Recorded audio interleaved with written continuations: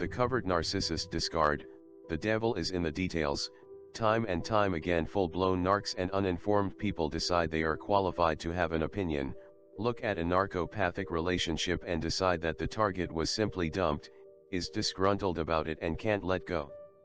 Yes, they can't move on, and somehow need to weave tales of abuse to maintain the connection with their former partner. The person drawing those conclusions might be forgiven for having that opinion, because the condition of covert narcissism is quite a bizarre and unbelievable trait. Many people can't imagine that a person such as the covert narcissist actually exists. So they somehow think that the victims of these covert creeps are making up stories. It should be noted that many of the people caught in a narcopath's web have had previous relationships that ended amicably without drama. But somehow an outsider has an opinion on something they know nothing of and blame the victim. Yes, somehow it's the victim's fault that they were cruelly discarded. So we stopped trying to explain ourselves to these people long ago.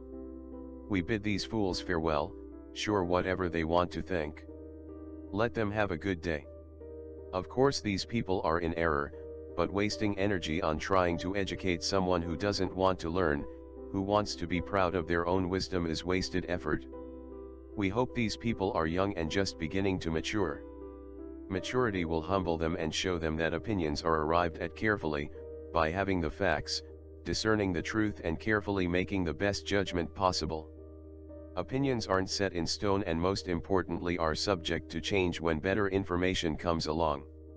So how can someone present an authoritative opinion when they don't have the slightest idea of what actually went on in that warped relationship that was fabricated and counterfeited by a covert narcissist? A con job perpetrated by a covert narcissist specifically tailored to deceive the target into believing that they were actually in a genuine relationship.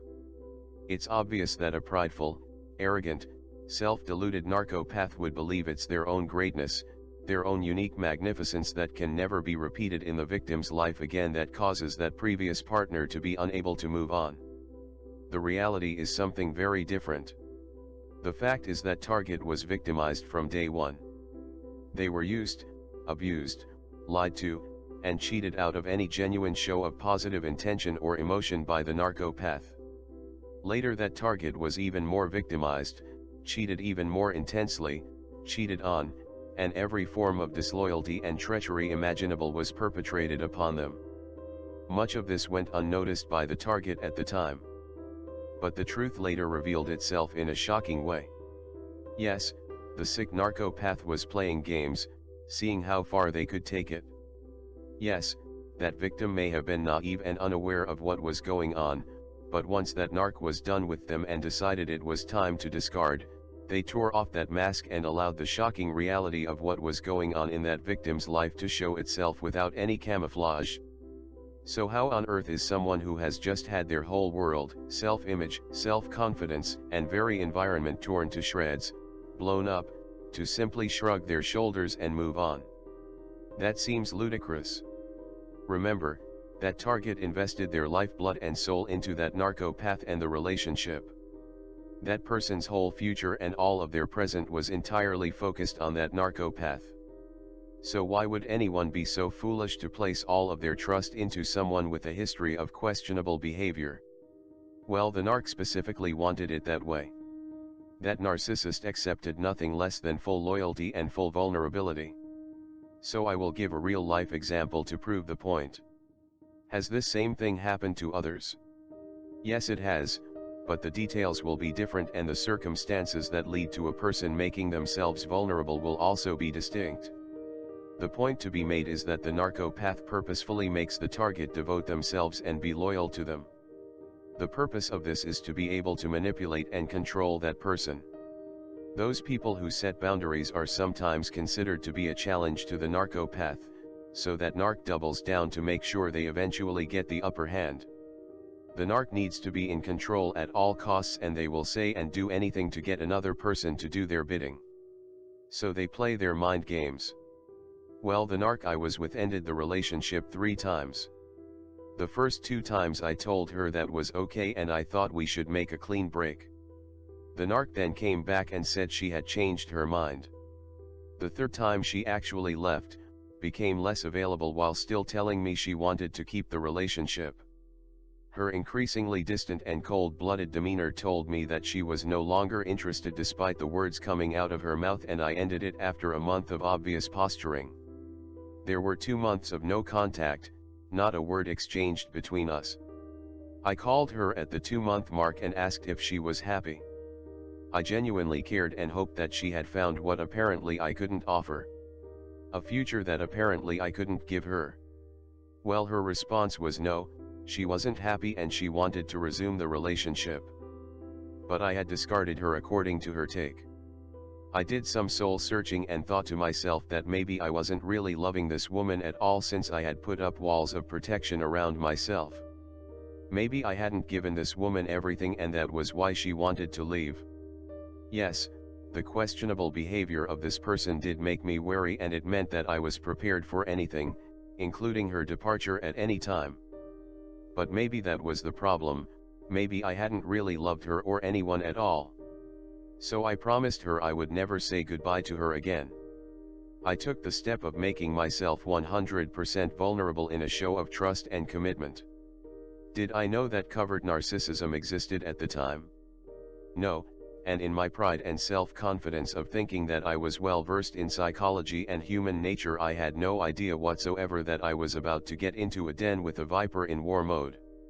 Yes, that narcopath was going to teach me a lesson for having the audacity to end it. At least that is my take. So the relationship resumed, but that narc was increasingly distant, citing the changes of menopause as the reason for her being a beast 3 weeks out of every month. The Instagram use was becoming more and more prevalent. The demands were ratcheting up week after week. The wild ideas that I didn't have the heart to challenge because I didn't want to steal her dreams, were getting out of control. Then the tattoo that we never even discussed. This person was becoming more and more unstable from the moment of that reunion, and I was clamoring to try to figure out how to handle things, how to get a grip on the situation.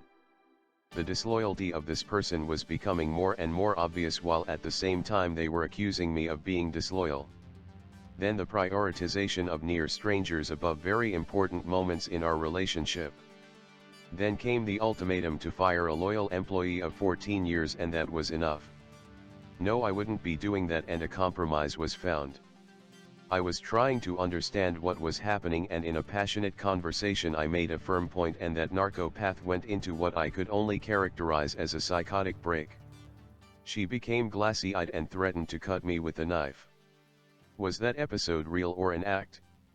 I still have no idea. I tried to make sense of it, and the nearest answer I came up with was abuse from someone when she was a child. The following day she told me she spoke to some people, and the next time I threatened her, her characterization, not mine, she would be calm. I asked her who she had been speaking to, maybe someone on Instagram, and she smirked with her comeback.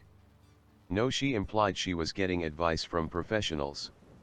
This person was falling to pieces in front of me, and I was desperately trying to figure out what to do, how to make things right. But as bad as things were, I still believed in her chastity, her faithfulness to me in mind and body.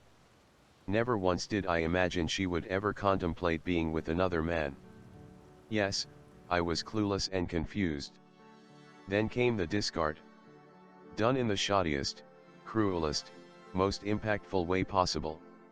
Yes, the creep told me she loved me and made me relax and believe finally everything was okay, that things would get back to normal again. Then the very next contact she told me she wanted to end it.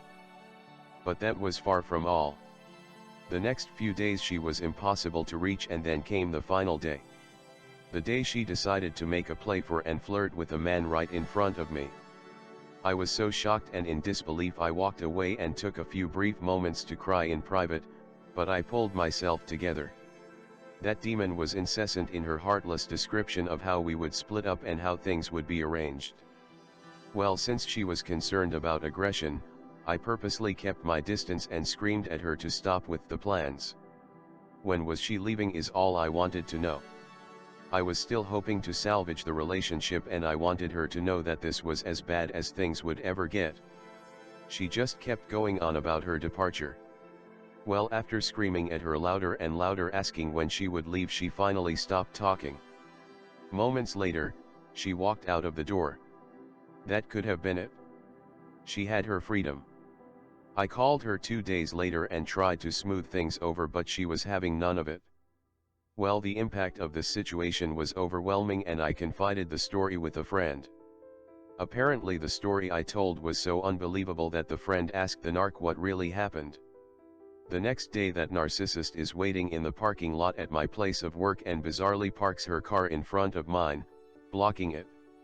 I am overjoyed to see her and tell her I was praying for this.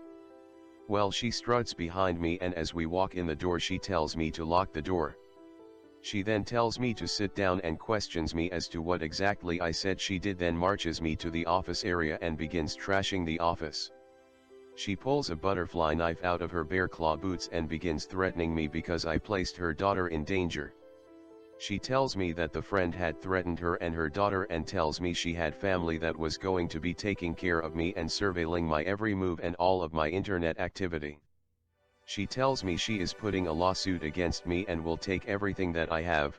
She then proceeds to punch me as hard as she can dozens of times, followed by choking me to the point of causing scars.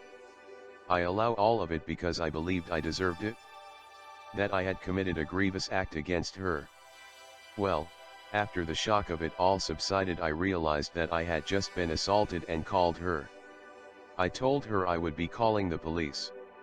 Well, she came back and did her best to straighten out the office, then told me that all she wanted in return was that one day she would be asking me for a favor to repay her for the kindness she was showing me. Yes, I am not lying, and in the ridiculous emotional turmoil created surrounding those events, anything seemed plausible and reasonable. Yes, she had attacked me, but I was the one who should be thankful to her and one day return the favor she was doing me. So according to the outside observer, I was just dumped and I am not able to get over it. Okay. Sure. I will leave things here only to add that I did find answers as to what was going on with that narcissist. A simple Google search of her username showed it all. Her behavior on Instagram was shocking to say the least. Yes, that person I planned to spend the rest of my life with was fake and phony. That person never existed, or if they did, they were gone now. The person portraying themselves on Instagram was not the person who I had known as my partner. Yes, the story that unfolded in front of me and continued to be more defined was a shock that had no explanation until I did a search of the signs I had observed and discovered covert narcissism. I will end things here. The impact on my life was monumental and I am only beginning to see the possibility of recovery almost 3 years later. So no, I didn't just get dumped and want to make a federal case out of it. No, that narc's greatness and her irreplaceability isn't what caused the mayhem in my life and inability to move on. Yes, there is much more to the story. The triangulation, the gleeful flaunting of a new relationship. That has been covered before and is not pertinent to this discussion. The point has been made. The story is true. Thousands of others have similar true stories. Covert narcissism exists. It is a fact and no amount of disbelief or denial will make it go away. The comprehensive damage covert narcissists do is undeniable, and no sane human being with a heart and soul can simply walk away and go on with their lives without understanding what went wrong. Yes, with understanding comes healing, and then life does go on and far superior opportunities present themselves to the healed target. But without reflection, without taking the months and years to comprehend, the damage will never be overcome. First there is the discovery of covert narcissism and all that that implies. Then there is revelation of how that covert narcissism impacted the last few years or even decades of your life. Then there is the realization that a person was perpetrating a ruse upon you and toying with your emotions. That triggers anger and rage.